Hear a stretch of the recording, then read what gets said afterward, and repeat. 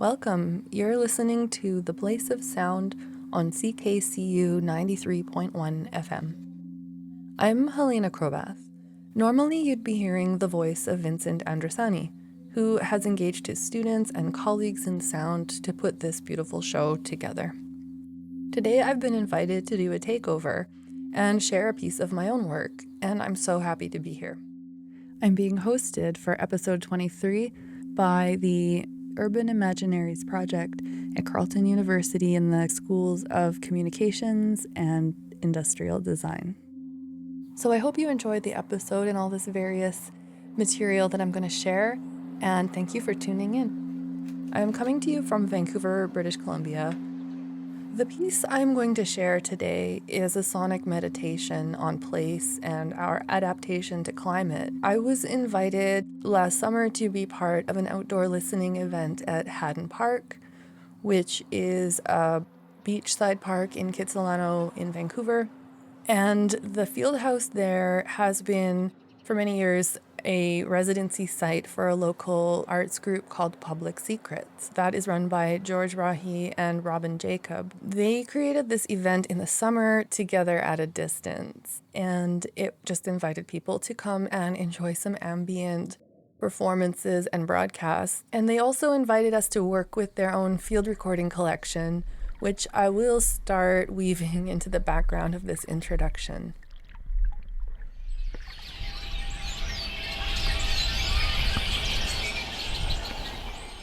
So the ambient field recordings also formed a large part of my own composition process, with some of my own recordings and, of course, my favorite digital effects compositional practices. And that's what I'm going to play today, but I'll spend a few minutes setting it up first, and we'll sample a couple other things too. So my sonic associations to Kits Beach are very many. For one thing, it is the location and the subject of the first soundscape composition I ever encountered, which I actually encountered in Vincent's class. It was Hildegard Westerkamp's Kits Beach Soundwalk. In another dream, when I entered a stone cottage, I entered a soundscape made by 4 generations of a peasant family sitting around a large wooden table eating and talking.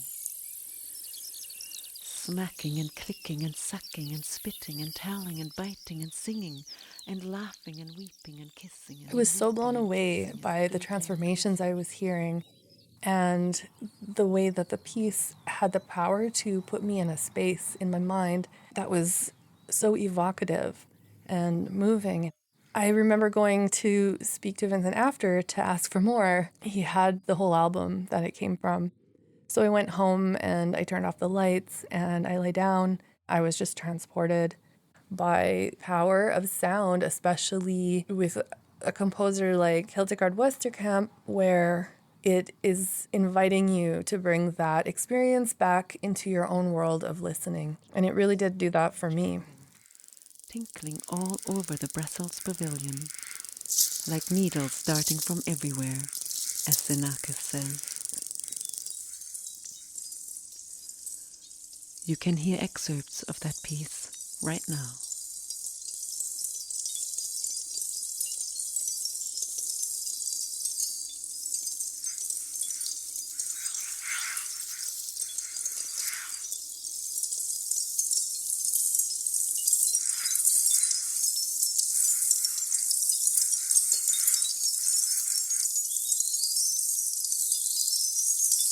In another dream, sitting in the car with a woman friend, I heard sounds of glass blinking and tinkling, sparkling. On the car radio, they announced... So to compose a piece taking place at Kits Beach was exciting. I can hear the spaciousness of the night there when you're sitting by the water and there's a quiet. It was quite beautiful. It's a really well-developed, interfaced seawall area. But at the same time, this incredible interface with the water of the Georgia Strait is also problematic. It is located in an infamously anti-density and unaffordable neighborhood. It also happens to house some of the fanciest mansions in town. And the whole seawall itself is built over local indigenous middens. And from a climate perspective, this type of infrastructure is considered like a hard shell or concrete infrastructure, which means that it will get battered by sea level rise rather than absorbing it like a sponge, the way that swamps and groves would do. And it raises a bunch of questions like why such risky recreational architecture exists, and how, as a society, we take responsibility for a type of luxury to live this close to the shore during times of sea level rise and extreme weather. For an episode of Soundscape Radio, I also thought about this space. I was co-hosting with Brady Marks, and we were airing an episode about sound maps. One of the sound maps we included was an amazing hydrophone array that is placed in the Georgia Strait and run by the Ocean Networks Canada, which is a project based at University of Victoria. And their hydrophone recordings are incredible. They capture all kinds of things happening below the water, animals and traffic and so on.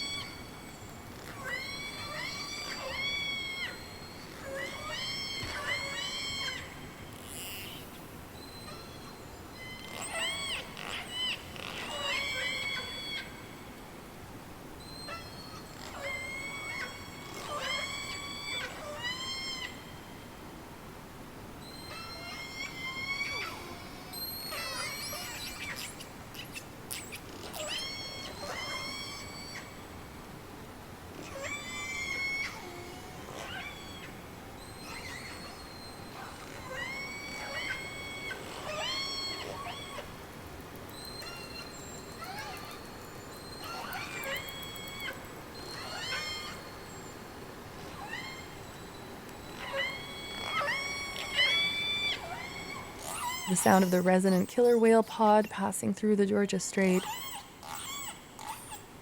In contrast, the sound of a ship passing through the Georgia Strait.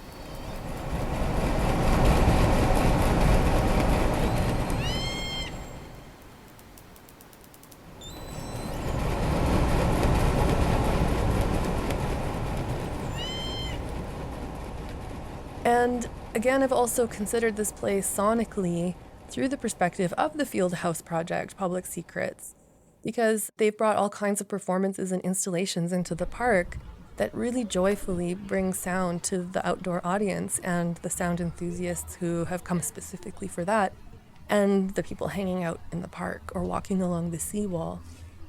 Which is why I also felt just a little bad to bring a doom piece to the event as my contribution. But I felt I had to. I was here at the waterfront at this really luxurious park that exists in one of the most luxurious neighborhoods, but I had just read the IPCC report, which was an international report on global climate change, and I had especially read the parts about the ocean systems. And at the same time, I learned that the report had not made much of a splash in Canada, despite being incredibly important and even potentially inspiring. It just wasn't being covered, and it pertains directly to this area. And I created a soundscape using sounds from the Haddon Park Fieldhouse residency recordings and some of my own recordings, and then the processes involved in creating the piece digitally. The piece I composed is called Sea Readings or A Watery Grave, and it's a speculative soundscape. So using these field recordings from now and from the past, imagining into the future where a person in the distant, but maybe not too distant future is at sea, perhaps adrift on a lifeboat or a barn door. And I really wanted to center this piece around this report that I had read, the IPCC report on global climate change, which covered what's happening to the oceans now and what could happen under various scenarios. And this document is incredibly important. It's a little bit scary, but it's also potentially inspiring. And it didn't make much of a splash in Canada. Thinking through how such an important, informative document had sort of snuck by us all, I thought, let's meditate on it a little bit while we're here in this place that will be affected by sea level rise and this beautiful place that we appreciate but maybe can't hold on to. So the character in the composition, drifting on this bit of flotsam, is encountering this strange transmission that's drifting in and out like a radio signal from the past and carrying these words. And like now, the words are sort of floating by, disconnected. But looking back is quite different from looking forward.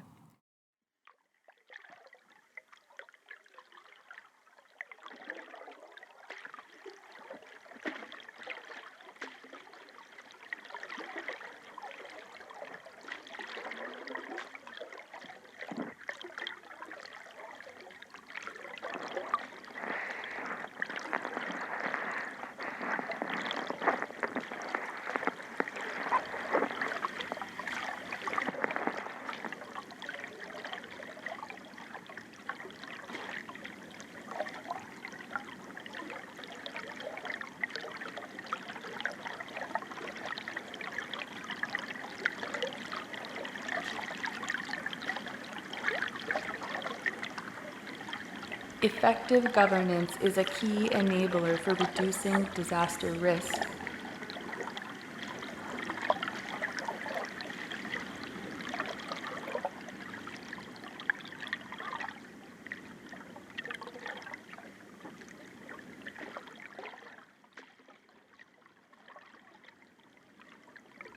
The fundamental roles of the ocean and cryosphere in the Earth system include the uptake and redistribution of anthropogenic carbon dioxide and heat by the ocean, as well as their crucial involvement in the hydrological cycle.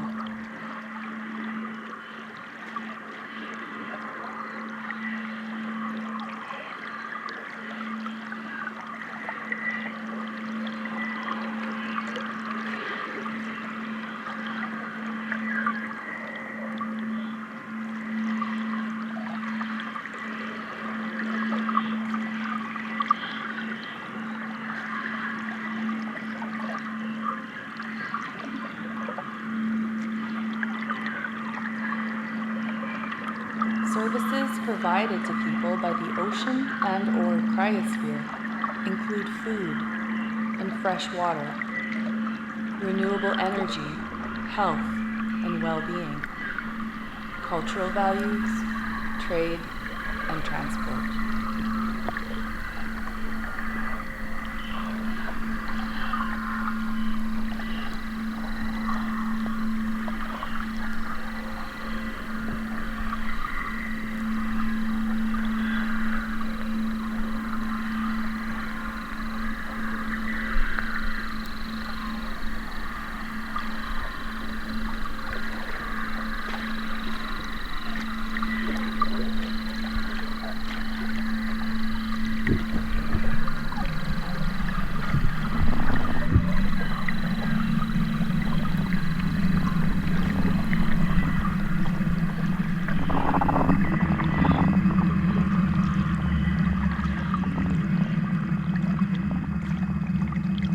AR5 assessed that the ocean is warming, sea level is rising, and ocean acidity is increasing.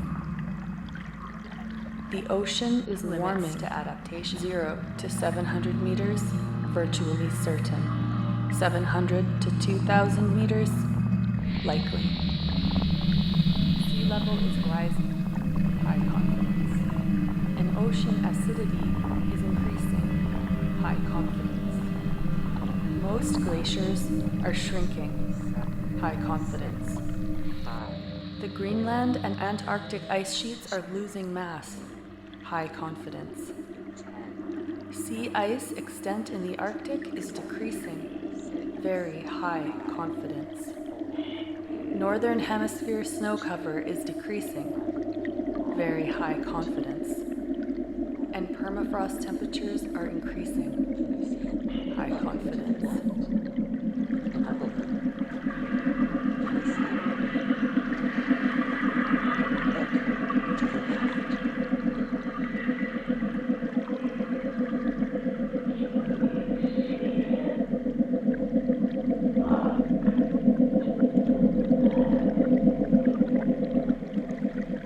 Relevant to human societies on timescales relevant to human societies. Millennia, named at the ocean and cryosphere.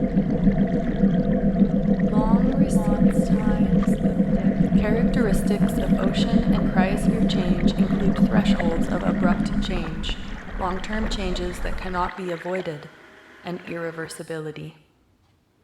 Ocean warming, acidification and deoxygenation, ice sheet and glacier mass loss, and permafrost degradation are expected. There are options for risk reduction through adaptation. Degradation are expected to be irreversible on timescales relevant to human societies and ecosystems.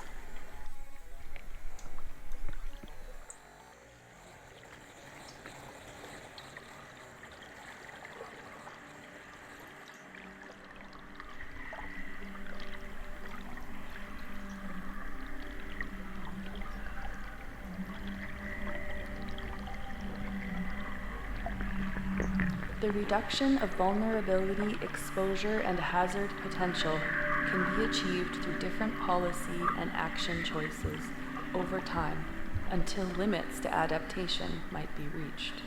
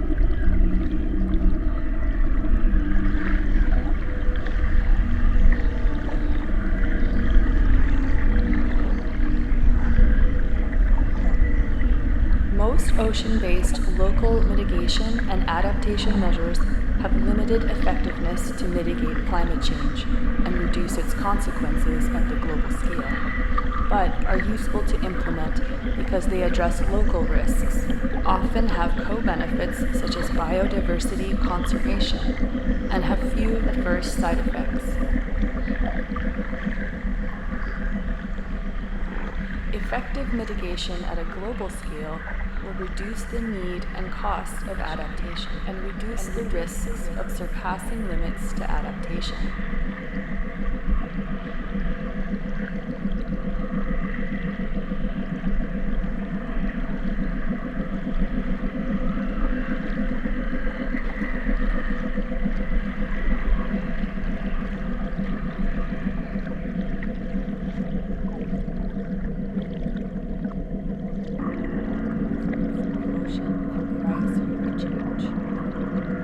Coasts are home to approximately 28% of the global population.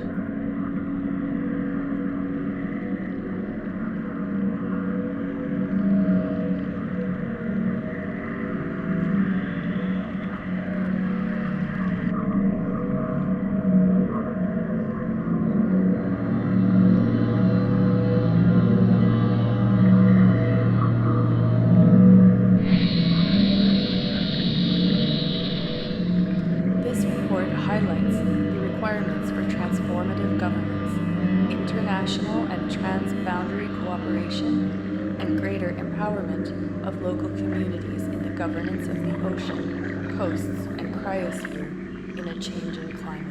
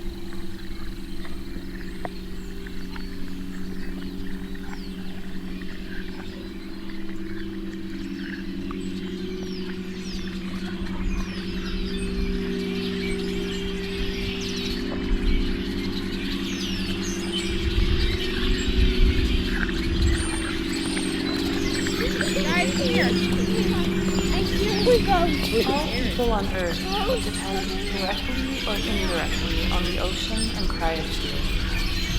The fundamental roles of the ocean and cryosphere in the Earth system include the uptake and redistribution of anthropogenic carbon dioxide and heat by the ocean, as well as their crucial involvement in the hydrological cycle. The cryosphere also amplifies climate change through snow, ice, and permafrost feedbacks.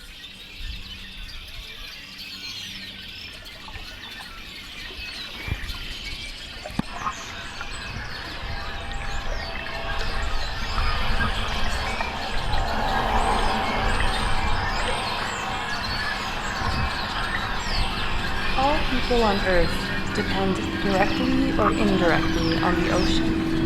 It is very likely that the majority of coastal regions will experience statistically significant changes in tidal amplitudes over the course of the 21st century. It is virtually certain that surface ocean pH will decline. These pH changes are very likely to cause the Arctic and Southern Oceans, as well as the North Pacific and Northwestern Atlantic Oceans, to become corrosive for the major mineral forms of calcium carbonate under scenario RCP 8.5. But these changes are virtually certain to be avoided under scenario RCP 2.6. There is increasing evidence of an increase in the seasonal exposure to acidified conditions in the future, with a very likely increase in the amplitude of the seasonal cycle of hydrogen-iron concentrations.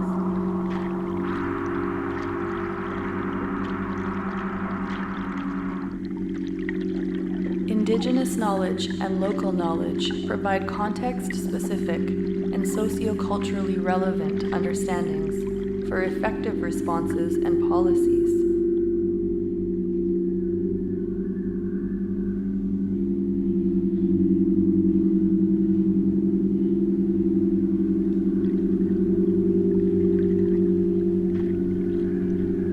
The fundamental roles of the ocean and cryosphere in the Earth system include the uptake and redistribution of anthropogenic carbon dioxide and heat by the ocean, as well as their crucial involvement in the hydrological cycle.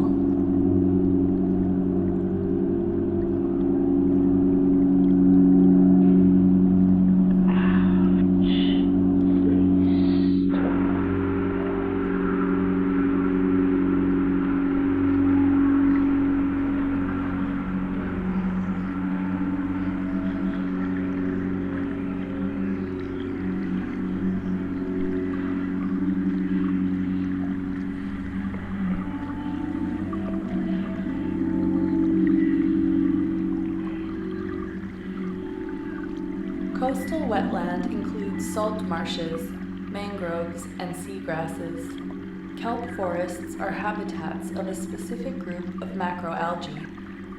Rocky shores are coastal habitats dominated by immobile calcified organisms such as mussels and barnacles. Deep sea is seafloor indoor ecosystems that are 8,000 to 6,000 meters deep.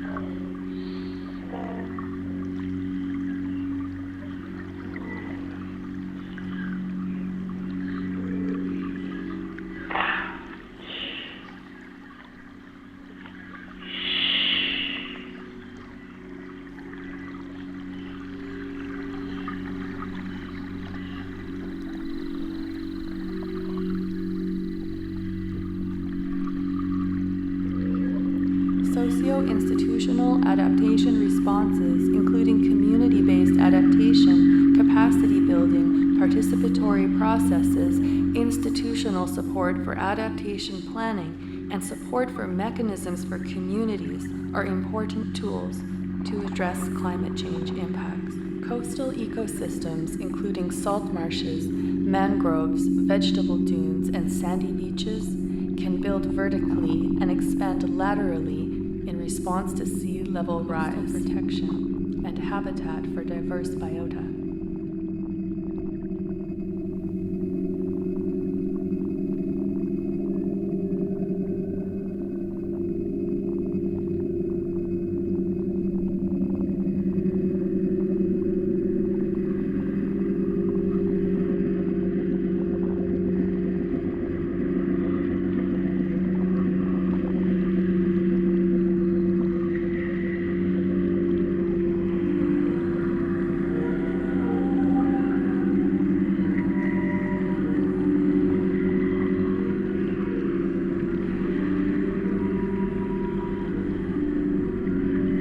Existing ocean governance structures are already facing multi-dimensional scale-related challenges because of climate change. This trend of increasing complexity will continue.